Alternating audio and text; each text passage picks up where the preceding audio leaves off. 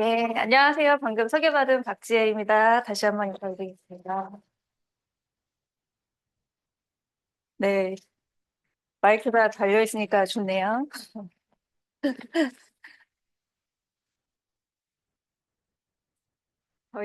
저는 지역구는 사실 경기도 의정부예요. 혹시 경기 북부 출신 계세요? 오, 혹시 어디세요? 오, 반갑습니다. 저는 별로 없으시죠? 음, 앞으로 가는 게. 어, 네, 저는 경기도 연천 출신이에요. 고향은 연천이고요. 제가 태어났을 때, 대한민국은 풍경이 이랬다. 78년생입니다. 그리고 그 당시에는 사실은 공부를 열심히 하면은 성공할 수 있는 세상이라고 생각했던 것 같고요. 열심히 공부해가지고 큰 세상에서 이제, 어, 기회를 찾아봐야지 이런 생각으로 과학고등학교를 갔던 것 같습니다. 아마 카이스트에는 과학고등학교 출신도 많으실 것 같은데, 근데 저는 그래서 카이스트를 이번에 두 번째 온 거거든요. 고등학교 때 한 번 왔었어요. 근데 별로 아무것도 생각 안 나고, 오리 연못만 생각나는데, 그때도 오리 연못 있었거든요.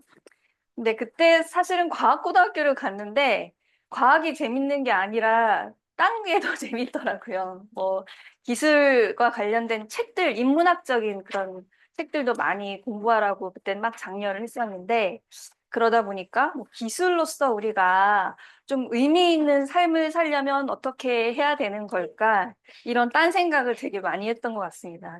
그게 이제 학교에 애들을 모아놓고 24시간 공부만 시키면 생기는 부작용인 것 같은데요. 그러면서 조금 이제 다양한 공부를 할 수 있는 학교를 가자. 그래서 이제 사실 일반 대학교 트랙을 선택한 것이었고, 또 공대를 다니면서도 그때도 기술이 뭔가 궁극적인 해법이 된다기보다는 그 기술을 잘 활용되게 하는 시스템, 사회적인 시스템을 만드는 게 중요하다고 생각했던 것 같고요.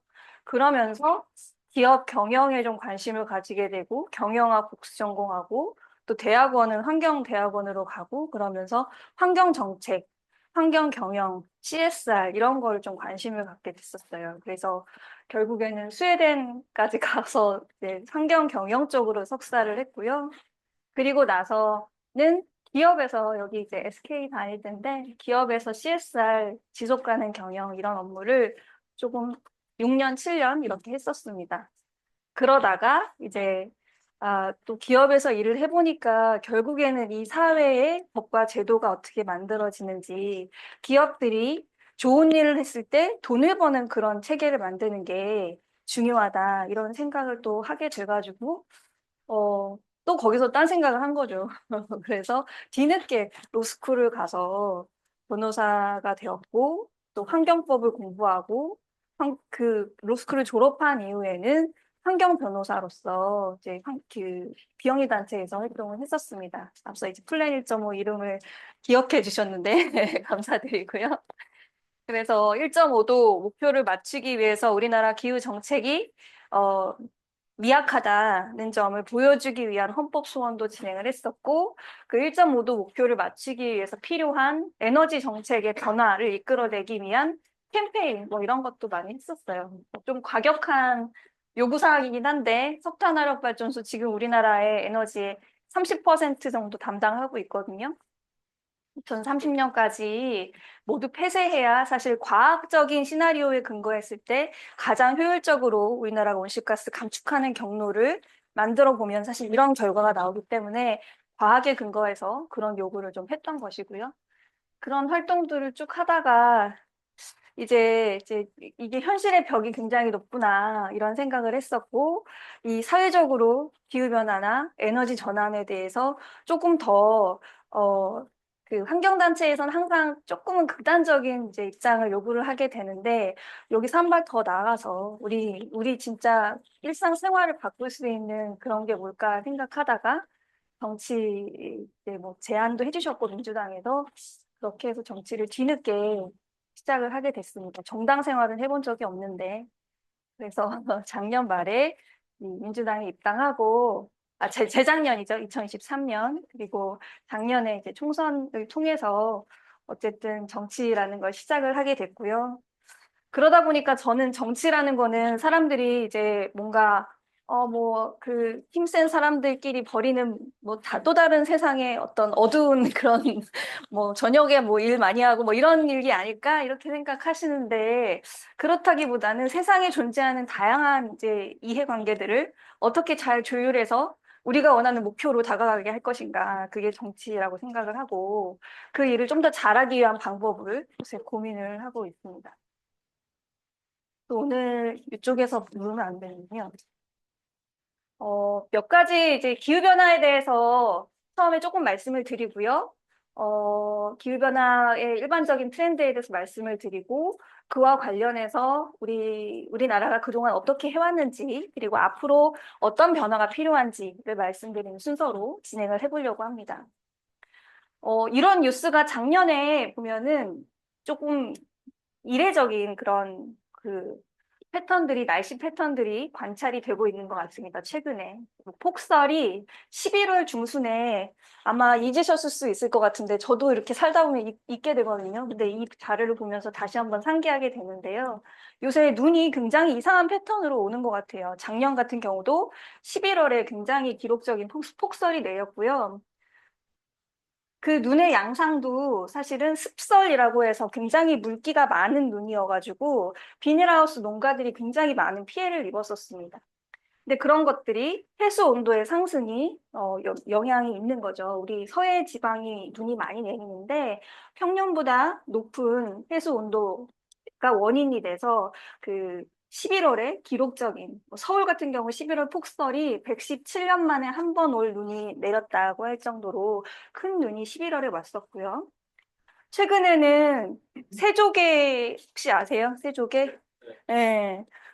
저도 예전에 한번 먹어보고 못 먹어봤는데, 어, 최근에 TV 프로그램에 나와가지고 좀 많이 유명해졌다고 하더라고요. 근데 막상 세조개를 먹으려고 보니까 우리나라 주변에 그 해수 온도가 너무 올라가지고, 특히 그 세조개가 많이 나는 충남의 홍성 지역이 있는데 세조개 품귀 현상이 지금 나타났다. 근데 그 원인이 지난해 그 세조개 어장 해역의 수온이 30도가 넘었기 때문에 이 세조개 연구를 위해서 뿌려놓은 그런 새끼 세조개도 모두 폐사할 정도라서 실제로 자연산 세조개는 이제 더 이상 찾아볼 수 없을 정도가 됐다. 그래서 기후변화라는 게, 사실 기후라는 거는, 날씨라는 건 항상 변하기 마련이지만 그 속도가 너무 빠른 거죠.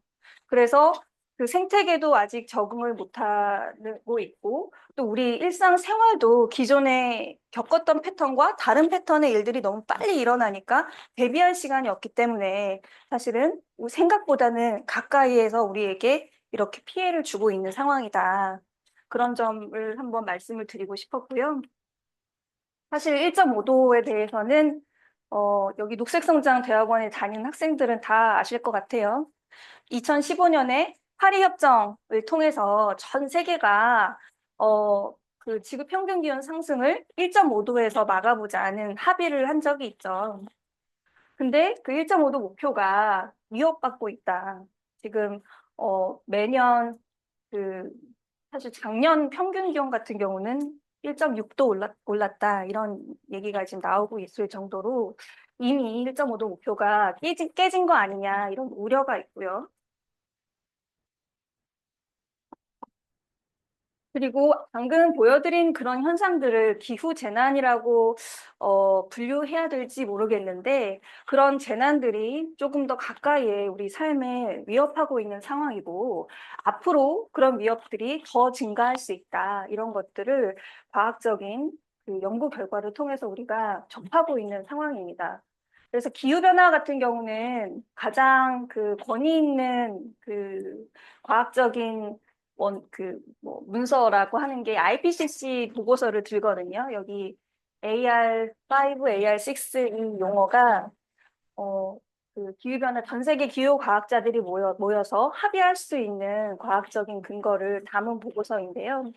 이게 가장 최근에 나온 것이 2022년에 나온 보고서인데 기존에 2014년에 나왔던 보고서에서 어, 내놓은 그런 앞으로의 기후변화 실현 가능성에 대해서 기후변화로 인한 여러 가지 리스크의 실현 가능성에 대해서 평가한 결과가 기존의 2014년의 평가보다 2022년의 평가가 이렇게 급격하게 여러 리스크들이 실현될 가능성이 조금의 온도 상승으로도 실현될 가능성이 훨씬 높아지고 있다는 것을 보여주고 있어요. 그래서 기후변화가 앞으로 가속화되면 처음에는 우리 온대지방의 산호초와 같은 특정 그 생태계가 위협을 받겠지만은 그게 점점 극한 날씨에 의한 재난의 증가, 기후 영향의 불평등한 분배, 그리고 전 지구적인 통합 영향 그런 걸로 확산되면서 전 세계적으로 우리 인류의 생존을 위협할 수 있다는 것이 이 IPCC 보고서들이 보여주는 결론이고요. 그것을 이제 예감할 수 있는 것, 여러 가지 이제 이벤트들이 앞서 보여드린 뭐 우리 이례적인 폭설 패턴이나 뭐 세조개의 멸종 뭐 이런 걸로도 우리에게 조금 다가오고 있다. 그리고 최근에 미국에서는 또 산불이 오랫동안 지속되는 그런 현상이 나타나기도 했잖아요. 그런 기후 재난이 계속 증가하고 있는 것이 오늘의 현실입니다. 네, 그러다 보니까 기후변화 대응이라는 것이 더 이상 미룰 수 없다. 이런 상황이 됐고, 아까 말씀드린 것처럼 파리협정 2015년에 채택이 됐는데요. 파리협정을 통해서 기존에는 선진국들만 감축을 하면 된다라고 생각을 했었는데, 그걸로는 부족하다. 선진국뿐만 아니라 전 세계가 모두 빠르게 성장하는 경제들이 특히나 뭐 브라질이라든지 중국이라든지 지금 사실은 기존의 저개발 국가로 분류되는 국가들이 빠르게 성장하면서 온실가스 배출이 늘고 있는 상황이었기 때문에 기존의 성숙한 경제뿐만 아니라 성장하는 경제들이 다 참여해서 같이 감축을 하는 것이 중요하다는 것이 신기후 체제가 탄생하게 된 배경이고요. 그걸 통해서 1.5도 목표 우리가 지켜야 되는데 그럼 어떻게 하면 되냐? 금세기 중반까지 탄소 중립을 달성하자는 것이 이제 파리 협정에서 합의한 바였습니다. 그래서 파리협정에 따라서 모든 당사국들이 자발적 감축 기여라는 뭐 nationally determined contribution인 것 같아요. 그래서 자발적 감축 기여라는 거를 계속 제출하면서 자발적으로 이행 성과를 보고하고 앞으로의 계획을 또 밝히고 이런 형태로 지금 기후변화 협약은 돌아가고 있고요. 2023년 12월 기준으로 해서 155개국이니까 거의 전 세계가 탄소 중립은 이미 선언을 한 그런 상황입니다. 탄소 중립 목표 연도로 잡은 것도 지금 여기 빨간색이 한국인데요. 2050년이 가장 많죠. 일부 유럽 국가들, 뭐 네팔 같은 국가들, 이런 국가가 조금 앞에 목표 연도를 가지고 있는데 대부분의 국가들이 이제 파리 협정에 따라서 그리고 IPCC의 발견 사항에 따라서 금세기 중반까지는 탄소 중립을 달성하자라고 선언은 한 상황입니다.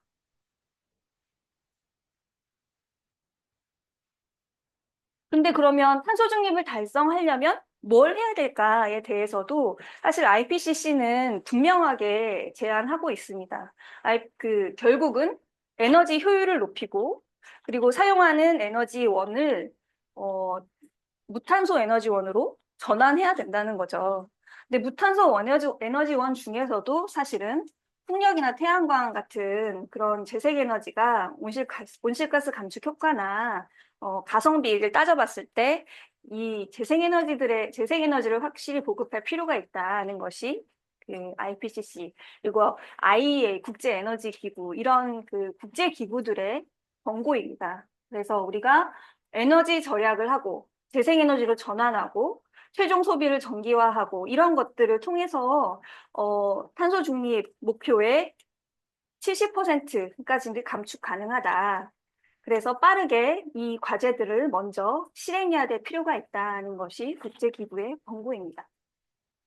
그리고 그에 따라서 세계도 저는 빠르게 우리가 생각하는 것보다 빠르게 변화하고 있다라고 생각을 합니다. 지금 보면 이 검정색 선이 석탄 발전 양이거든요. 그리고 이 파란색 선은 재생에너지의 발전 양입니다. 그래서 올해가 아마도 2025년이 아마도 재생에너지가 석탄 발전량을 추월하는 첫 해가 될 것이다. 재생에너지 보급 속도가 이렇게 빠르잖아요. 그래서 이미 세계적으로 변화는 일어나고 있다라고 말씀드릴 수 있을 것 같고요. 그러면서 재생에너지 산업과 같은 새로운 산업이 발달하면서 경제 성장과 온실가스 배출 사이가 경제는 성장하면서도 배출량은 감소하는 그런 트렌드가 이미 OECD 국가 전체 평균적으로는 나타나고 있습니다. 여기 보시면 배출량이 늘어나는데, 배출량은 감소하는데 GDP는 늘어나는 거 볼 수가 있죠. 그래서 이 트렌드가 디커플링 되고 있다, 탈동조화 되고 있다, 이렇게 평가가 되고 있습니다. 그리고 최근에 이제 작년 캅보다는 그 재작년 캅이 조금 더 주목을 받았던 것 같은데요. 기후변화 협약을 이행하기 위해서 당사국들이 매년 한 번씩 모여서 컨퍼런스 오브 파티즈라고 해서 캅을 매년 개최를 하고 있는데, 그 캅이 재작년에 여기 이제 석유 국가에서 열렸죠. 국영 아부다비 석유공사 CEO가 캅 회의를 주재하는 그런 의장 역할을 했어요. 그러면서 그 캅에서 나왔던 합의문이 2030년까지 전 세계 재생에너지 3배 확대하고 에너지 효율 2배를 개선하자. 그리고 앞으로 10년이 굉장히 중요하다. 단기간에 공정하고 질서 있으며 형평성 있는 방식으로 에너지 시스템에서 화석연료를 단계적으로 퇴출하자는데 합의를 했습니다. 그러니까 기존에는 1.5도 목표, 탄소 중립 목표에 합의를 했었고, 탄소 중립 목표를 달성하는 그런 방식에는 각 국가의 재량이 있다. 각자의 환경에 맞게 하면 된다라고 어찌 보면 조금 맡겨놨었는데, 재작년 캅에서부터는 이런 메시지들이 나오고 있어요. 화석연료, 사실은 석유가 나오는 산유국에서 개최된 캅이었는데, 화석연료를 단계적으로, 그것도 앞으로 10년간이 굉장히 중요하니까 최대한 빨리 퇴출하자. 그리고 그 빈자리는 재생에너지로 채워야 한다는 것에 전 세계가 합의를 한 그런 상황입니다. 그래서 이렇게 전 세계는 변하고 있다라고 드릴 수 있을 것 같고요.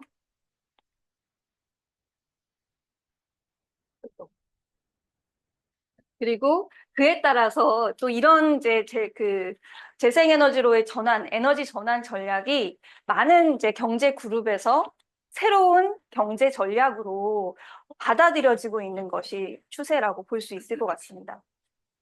그래서 오늘 저는 이제 오전에 여의도에서는 영국 대사관에서 영국 기후변화위원회 이제 위원분이 한 분 방한을 하셨어요. 그래서 기후변화위원회 적응분과 위원님이신데 그분을 모시고 국회로 와서 저희 당 의원들끼리만 세미나를 한 번 했는데, 영국은 정부 조직이 재작년까지만 해도 우리는 산업통상자원부 해가지고 산업을 담당하는 부처에서 에너지를 담당하고 있고, 그 부처는 기후 목표를 지키라는 많은 압박을 받고 있지만 약간은 이제 조금 수세적으로 대응을 하고 있거든요. 근데 영국은 2년 전까지만 해도 기후변화 업무를 그 산업통상자원부에 같이 붙여가지고 디파트먼트 오브 비즈니스 에너지 앤 인더스트리얼 스트래티지 베이스라고 하는 그런 부처가 있었어요. 그래서 경제를 담당하는 부처에 기후 업무를 같이 붙여서 운영을 했었거든요. 근데 최근에는 경제부처가 다시 떨어져 나가기는 했는데, 그래서 저희가 그때 물어봤어요. 이렇게 산업을 담당하는 부서에 기후 업무를 붙이면 일이 잘 진행이 되지 않지 않냐. 그리고 제가 전력수급 기본 계획 같은 거를 짤 때도 기후 목표를 지키는 방식으로 에너지 이제 전력 수급 계획을 세워야 된다, 그런 요구를 하면은 그 산업부 관료들은 대부분 그렇게 되면 의원님 전기 요금이 너무 많이 올라서 산업 경쟁력이 저해될 수 있고, 그런 이제 첫 번째 반응이거든요. 그러다 보니까 약간 이제 기후 목표만을 가지고 에너지 정책을 짤 수는 없겠구나라는 생각도 저는 하고 있었는데, 영국은 산업부가 기후 업무를 담당해서 끌고 가는 역할을 한다고 하니까 저는 조금 의아한 점이 있어서 물어봤거든요. 그렇게 했을 때 기후 정책이 잘 진전이 되냐고. 근데 영국 그 대사관하고 영국에서 오신 분들은 굉장히 이제 당연하게 생각을 하시더라고요. 자기는 그게 그 영국에서는 기후 전략이 사실은 경제 전략이라고 생각을 하고 그 분야에서 새로운 성장의 기회를 찾을 수 있다고 생각을 하기 때문에 그래서 기후 전략과 경제 전략이 같이 가는 게 굉장히 중요하다라고 생각을 했고 그런 것들이 훨씬 더 사회적으로 잘 우리의 그런 전략을 소통할 수 있는 그런 방식이라고 생각했기 때문에 기후 경제, 에너지를 한 부처에 모아가지고 같이 이렇게 일을 하게 한 것이다. 이렇게 말씀을 하시더라고요. 그래서 그럴 정도로 이미 이제 다른 국가에서는 이 분야에서 새로운 기회를 발견하려는 그런 노력을 많이 하고 있는 것 같고, 거기에 사회적인 기대가 굉장히 높은 그런 상황인 것 같습니다. 그래서 유럽 같은 경우가 2021년부터 감축 목표를 상향하면서 감축하자, 뭐 우리는 이제 뭐 경제적인 고통을 감내해야 된다 이런 메시지를 내는 게 아니라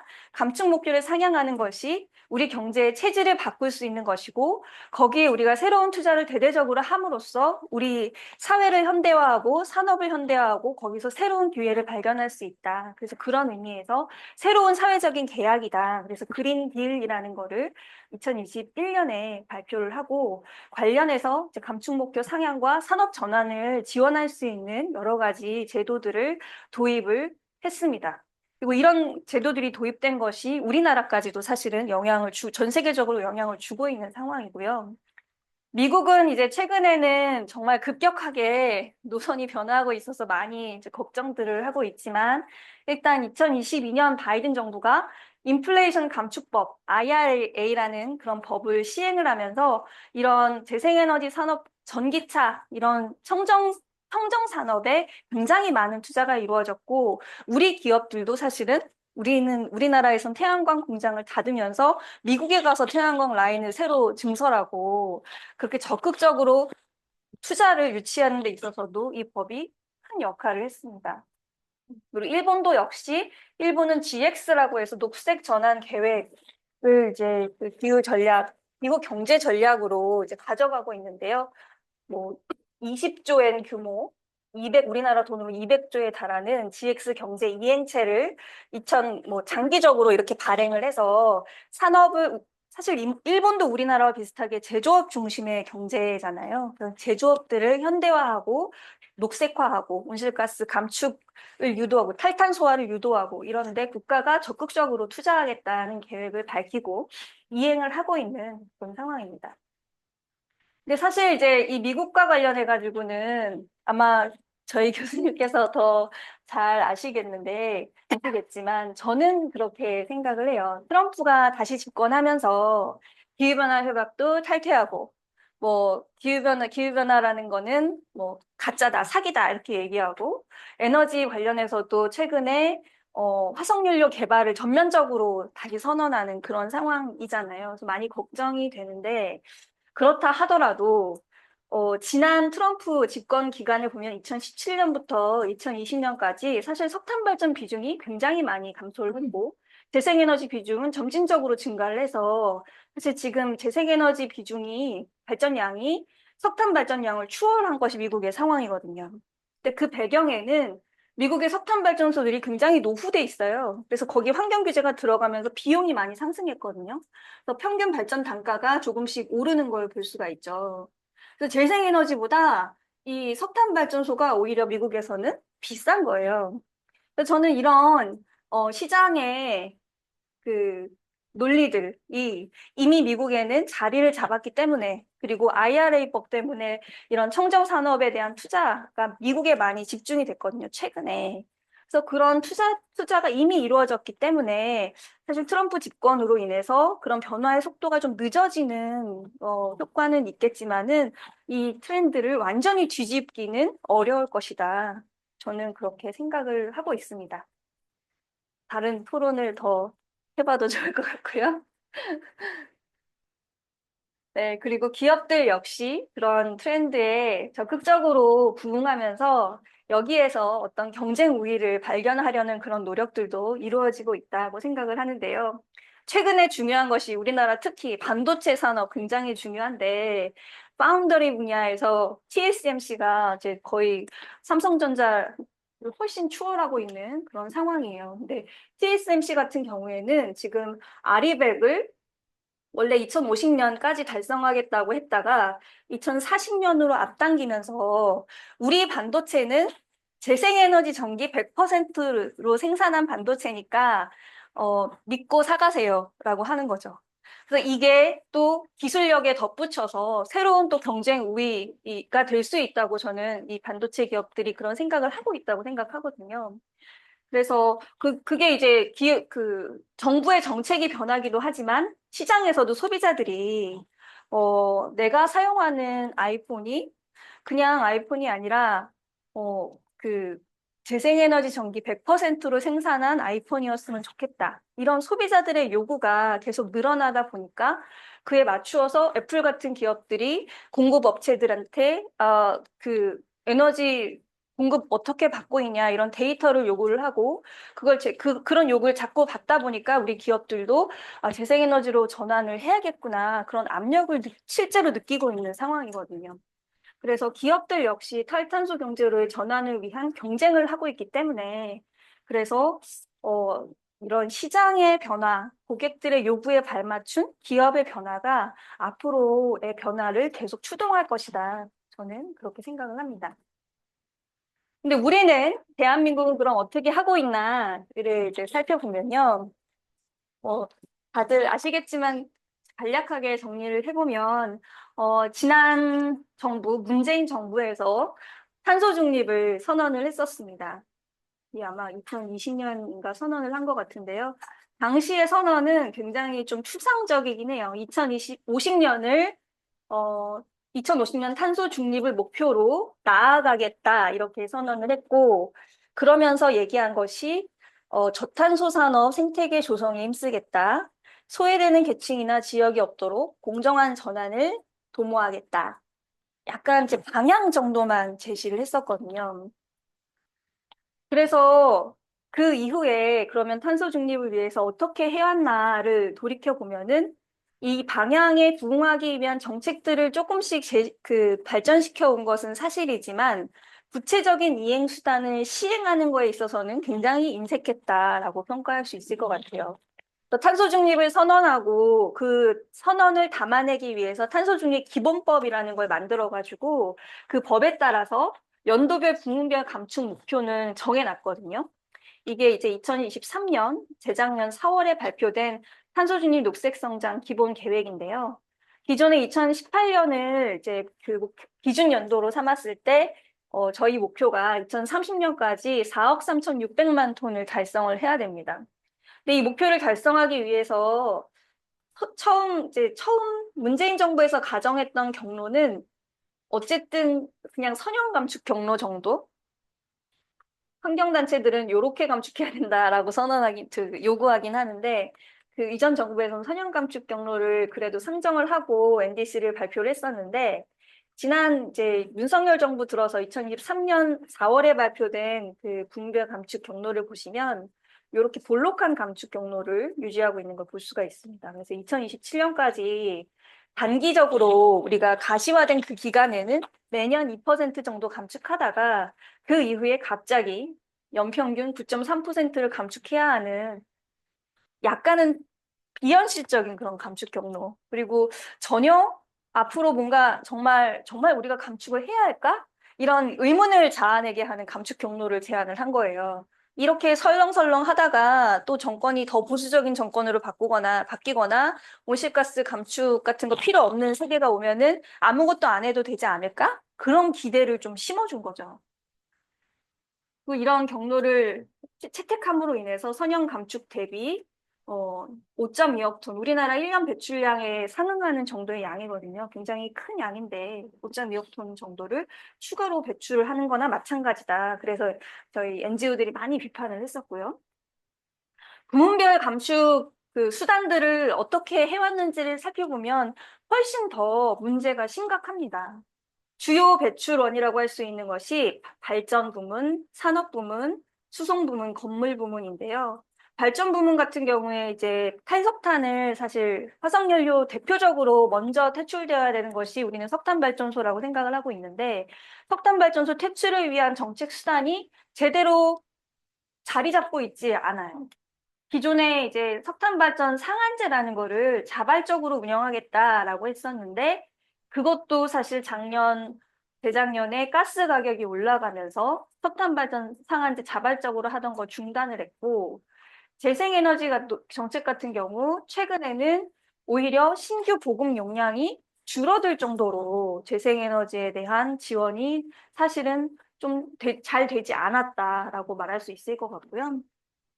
산업 부문은 감축 목표 자체도 기존에 저희가 2030년 감축 목표를 이제 문재인 정부에서 발표하면서 요 정도는 감축해야 되지 않을까 생각한 게 있었는데 그 목표를 오히려 재작년에 새로운 감축 목표를 발표할 때는 후퇴를 시켰습니다. 근데 그런 것들이 사실은 먼 미래의 일이고 몇 퍼센트 차이 안 나니까 별거 아니지 않냐 이렇게 얘기할 수도 있지만 사실 기업들한테는 아 이거는 온실가스 감축은 조금 버티면 그냥 넘어갈 수도 있을 것 같은데 이런 시그널을 주는 거기도 하고요. 또 구체적으로는 산업 부문은 우리나라는 배출권 거래제라는 것을 일찍이 도입을 해서 운영을 하고 있는데 요 목표에 배출권의 총량이 연동이 되어 있어요. 그러다 보니까 이 목표가 후퇴함으로 인해서 기업들에겐 그만큼 배출을 더 해도 되는 룸이 확실하게 생긴 그런 상황입니다. 그래서 최근에 이제 국회에서 산업연구원 이제 실장님하고 또 이런 산업부문 감축 수단들 기업들이 잘 투자하고 있는지 그리고 우리가 더 2035년 감축 목표를 또 올해 제출을 해야 되거든요. 감축 목표를 제출해야 되는데 산업 부문 같은 경우 더 여력이 있진 않을지에 대해서 막 논의를 막 하는데 실장님이 철강 부문 같은 경우는 이런 거 하면 되고, 각 부문마다 대책은 있다. 근데 사실은 기업들이 이걸 지금 투자를 하는 것이 맞느냐를 굉장히 고민을 하고 있다고 말씀을 하시더라고요. 그래서 그런 것만 보더라도 확실하게 이게 해야 되는 일이라는 것을 인식을 시켜주는 게 필요한데, 아직 우리나라는 그게 되고 있지 않은 것이 실제 현실입니다. 그리고 건물 부문은 기존 건물 같은 경우는 그린 리모델링을 하고 새로 짓는 건물 같은 경우는 에너지 성능을 대폭 높이는 형태로 이제 제로 에너지 건축물 인증을 획득하도록 하는 것이 주요한 감축 정책인데요. 근데 최근에 제로 에너지 건축물 인증 획득 같은 경우는 작년에 이걸 시행하기로 했었는데 공동주택을 대상으로 1년 시행 시기를 유예시키면서 역시나 감축 정책이 제대로 작동을 하지 못하고 있는 것이 현실이고요.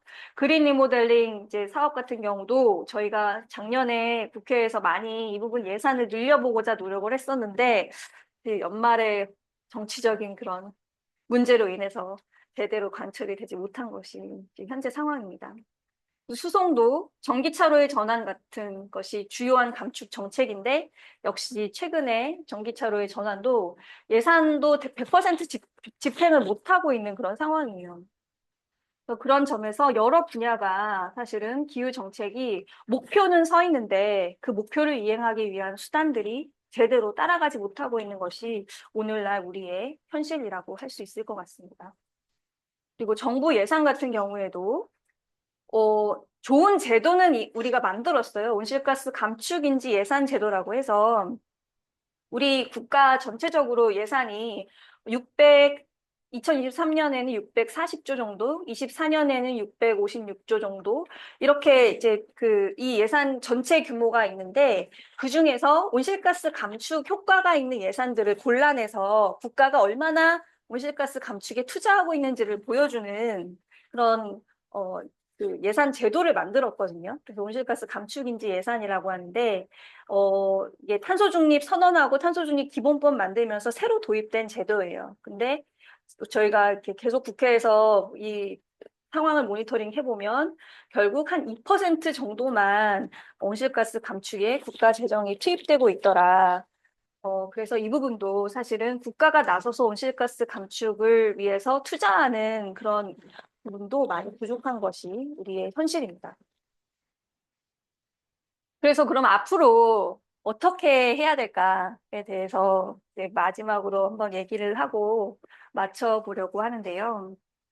어, 저는 이제 오늘 오신 분들이 그, 우리 기후 정책의 현실에 대해서 들으시고 어떤 이야기를 또 해주실까도 좀 궁금하기는 했었거든요. 근데 지난 총선에서 2024년 4월 총선에서 그 기후 정치 운동이 또 시민사회에선 대대적으로 있었어요. 그래서 기후 유권자가 우리 사회에 이 정도 존재하니까 기후 유권자들에게 소구할 수 있는 그런 정책을 가지고 각 정당들이 경쟁을 해줬으면 좋겠다는 것이 그 시민단체들의 요구였는데 그 내용을 살펴보니까 우리 사회에서 기후 유권자라고 분류될 수 있는 사람이 33.5%나 된다는 거예요. 이게 이상적인 걸 답변해서 그런 건지 아니면 정말 기후 유권자가 이 정도가 될 정도로 우리 사회에서 기후 변화에 대한 관심이 높아졌는지 저는 좀 궁금하기는 한데 그리고 유권자들이 지지하는 기후 정책도 보시면 재생에너지 확대 60% 거의 60%까지 이제 지지하고 있고 더 놀라운 거는 신규 내연차 판매 중단 같은 경우도 64% 정도가 동의를 한다. 가장 수용성이 높은 정책이었어요. 신규 내연차 판매 중단. 그리고 탄소세도 제가 국회에서 들어와 보니까 탄소세가 정말 어려운 정책인 것 같더라고요. 이게 어느 시기에도 하기 어려운 정책인 거죠. 새로운 세금을 걷는 것인데 그것도 탄소를 기반으로 걷는다는 것이 굉장히 저는 정책 수용성이 떨어진다고 국회에서는 이제 다들 만류하시는 그런 정책인데 이 설문조사 결과를 보면 37.8%나 탄소세에 대해서 찬성을 했고 오히려 석탄발전소 폐쇄보다 탄소세 신설에 대한 정책 수용성이 높은 것을 볼 수 있었습니다. 그래서 사실 이렇게 우리 어쩌면 여론의 밑바닥에는 기후변화를 걱정하고 이 새로운 미래 우리 자식들 생각해가지고 바꿔야 된다는 생각들을 생각보다 많이 하고 계시고 실제로 뭔가 액션을 해야 된다는 생각도 하고 계신데 우리가 그걸 제대로 캐치하지 못하는 건 아닐까? 저는 지금 항상 그런 생각을 조금씩 해보거든요. 그래서 오늘 오신 분들은 어떻게 생각하시는지도 좀 궁금하고요. 그래서 이런 것도 그때 당시에 지역구별로, 당시 총선에서 유의했던 것은 지역구별로 어느 지역의 유권자들이 특히 기후 유권자가 많기 때문에 그 지역에는 기후 친화적인 그런 정책을 내는 후보를 공천을 해라. 이런 정도로 되게 구체적으로 요구를 했었어요. 사실 저희 지역구는 기후 유권자들이 많이 사는 지역구는 아니라고 해가지고 제가 좀 아쉬웠는데 여기 대전에서는 유성구가 기후 유권자 비율이 제일 높더라고요. 아마도 학생들, 젊은 분들이 많이 살아서 그런 건가? 그런 생각도 했었는데요. 그래서 이런 기후 선거구를 찾아내고 이 기후 선거구 유권자들의 그런 반응에 그 요구에 반응하는 그런 새로운 정치에 대한 요구가 스멀스멀 우리 사회에서도 좀 나오고 있다. 그래서 작년 총선에서는 이렇게 주요 정당들이 사실 지금 녹색정의당이 좀 아쉽게도 그 국회에 진입을 하지 못했는데 당시의 주요 정당들이 국민의힘도 사실 기후 공약이라는 것을 발표한 적이 없었는데 이번 총선에서 처음으로 발표를 했거든요. 그래서 모든 정당들이 기후 공약, 주요 정당들이 기후 공약을 발표해서 그 공약을 놓고 경쟁을 하고 있는 그런 상황입니다. 그래서 이런 그 바깥에서 벌어지고 있는 기후변화의 위협과 그에 대응하기 위해서 전 세계가 경제 시스템을 바꾸기 위해서 뛰고 있는 그런 상황. 그리고 그동안 우리가 지지부진했던 기후 정책의 이행 상황을 고려한다면은 저는 22대 국회 이제 작년 5월 30일에 임기를 시작을 했는데 22대 국회는 기후 국회가 되어야 되지 않냐. 이렇게 저희 이제 여의도에서 설득하는 일을 하고 있는데요. 주요 우리가 이제 과제로 생각하고 있는 것은 국가 온실가스 감축 목표 2030년 목표도 선언했고 올해 2035년 목표를 만들어서 유엔에 제출을 해야 되는데 그 중간 목표들을 더 강화했으면 좋겠다. 최종 목표를 더 강화하기 어렵더라도 중간 목표들을 적어도 선형 감축 경로 정도로는 강화하는 게 필요하지 않냐 생각을 하고 있고요. 그리고 두 번째로는 온실가스 감축을 위한 정책을 총동원해야 된다. 또 중요한 거는 저는 크게 네 가지라고 생각을 해요. 탄소 배출 비용을 내부화해야 된다. 사실 온실가스 감축이 중요하고 기후변화 대응하는 게 중요하다는 거를 여러 가지 방면으로 설득을 할 수 있겠죠. 이게 윤리적인 거기도 하고, 우리 삶에 대해서 책임을 지는 문제이기도 하고, 우리 후손들을 생각하면 이렇게 해야 되고, 또 생존의 문제이기도 하고, 이런 구구절절한 말을 하면서 설득을 할 수 있겠지만은, 모든 사람들한테 그렇게 설득하면서 다가가기 어렵잖아요. 그 기후 유권자 33.5% 이외에 많은 또 기후에 관심이 없는 시민들도 계시고, 근데 그런 분들이 다 탄소 감축에 참여할 수 있도록 하려면 우리 경제 체제 내에서 탄소 배출 비용이 제대로 그 화폐로 전환돼서 반영이 되어야 된다라고 생각을 합니다. 또 우리 아까 말씀드렸듯이 배출권 거래제를 가지고 있는 나라잖아요. 탄소 1톤 배출할 때 그 우리나라 산업계에서는 10,000원 정도 지금 내거든요. 10,000원에서 15,000원. 근데 유럽 같은 경우는 15만 원을 지금 내야지 1톤 배출권을 살 수가 있어요. 거의 10배의 차이가 나잖아요. 그만큼 1톤을 감축하기 위한 기술에 투자할 수 있는 요인이 생기고 배출하는 사람들도 돈이 아까우니까 좀 덜 배출하려고 노력을 하겠죠. 그래서 그런 요인을 부여할 수 있는 것은 탄소 배출 비용이 제대로 내부화되는 것이다라고 생각을 합니다. 그래서 배출권 거래제의 어떤 규제 강도를 높인다든지 아니면 이걸 보완할 수 있는 다른 류의 탄소 비용과 관련한 그런 제도를 고안해낸다든지 하는 조치들이 좀 필요한 것 같고요. 두 번째는 에너지 전환 로드맵을 제시하고 법제화할 필요가 있습니다. 지금까지는 계속 목표만 있었는데 중간에 그 목표를 달성하기 위해서 석탄에서 재생에너지로 또 가스발전소는 어떻게 할 건지 이런 것들에 대해서 중간에 어떤 경로를 좀 설계할 필요가 있고 그 경로들이 법에 반영이 돼서 이제 일관성 있게 이게 계속 진행될 일이다라는 시그널을 줘야 된다라고 생각을 하고요. 그다음에 녹색 산업 정책 같은 경우는 조금 더 국가 주도로 가야 될 필요가 있다라고 생각을 해요. 앞서 일본 같은 경우가 뭐 국채를 발행해서 제조업의 탈탄소화를 지원하는 방식까지 고려를 하고 있잖아요.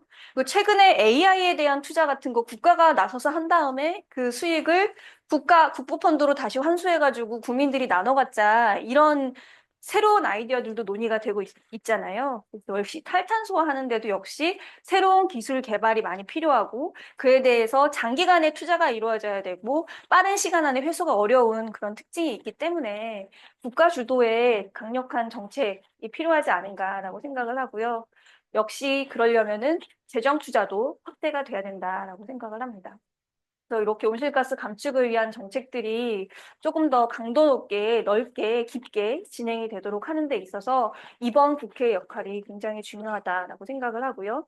그런 것들을 그냥 정책 문서로 하는 게 아니라 법에 반영시키고 또 탄소중립 녹색성장위원회라는 것이 우리나라에도 존재하거든요. 근데 거의 개정 휴업 상태라고 알고 있어요. 그래서 그런 위원회들의 위상을 강화하는 문제, 그리고 앞서 이제 잠깐 영국 사례를 공유해 드렸듯이 산업부 같은 이제 부처의 그 정책 목표를 바꾸기 위해서 뭐 기후 경제부 같은 걸 만들어 본다든지 그런 정부 조직에 있어서도 새로운 시도를 좀 해보는 게 좋지 않을까 그런 논의들을 국회에서 조금 조금씩 하고 있고요. 주요하기 위한 그런 활동들을 하고 있습니다. 이 외에 다른 과제들이 있다. 오늘 말씀해 주셔서 너무 좋고요.